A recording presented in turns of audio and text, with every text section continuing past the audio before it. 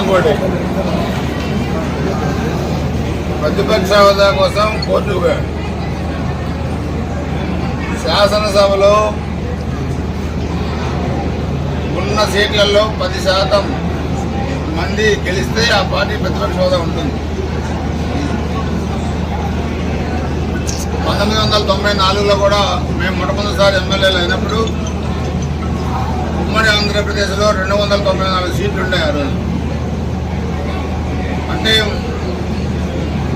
30 సీట్లు వస్తే ఆ రోజు కాంగ్రెస్ పార్టీకి ప్రధాన ప్రతిపక్ష హోదా వచ్చేది. కానీ 26 సీట్లే వచ్చినాయి ఆ రోజు కాంగ్రెస్. ఆ రోజు ప్రతిపక్ష హోదా లేదు. ఈరోజు కూడా 11 సీట్లే వచ్చినాయి. ఈరోజు కూడా 18 సీట్లు పైన వస్తేనే ప్రతిపక్ష హోదా వచ్చింది. ఇది టెక్నికల్ పాయింట్. దానికోసం కోర్టుకు పోతే కోర్టులు ఏం చేస్తాయి? నువ్వు కోర్టుకు పోవాల్సిందే నీ మీదున్న కేసులు త్వరతగతిన విచారణ జరపని పోవాలా. ప్రతిపక్ష హోదా కావాలంటే అందుకు పోవాల్సింది. నా కేసులు ఎందుకు ఇంత డిలే అవుతున్నాయి? 14 సంవత్సరాలు అయింది. త్వరగా విచారణ జరపండి.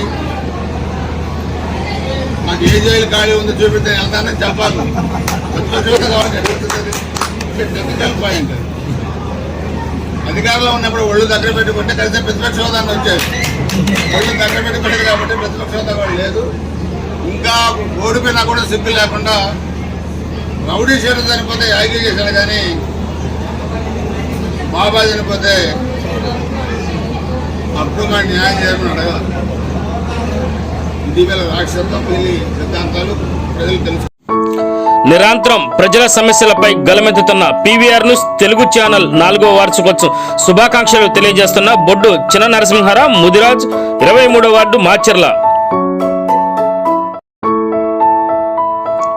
పల్నాడు ప్రజల సమస్యలపై నిరంతరం పోరాడుతూ ప్రజల మన్ననలు పొందుతున్న పీవీఆర్ న్యూస్ తెలుగు 4వ వార్షికోత్సవం శుభాకాంక్షలు తెలియజేస్తున్న మాచర్ల చక్రధర డిగ్రీ కళాశాల ప్రిన్సిపల్ కుర్రి సాయి మార్కొండారెడ్డి.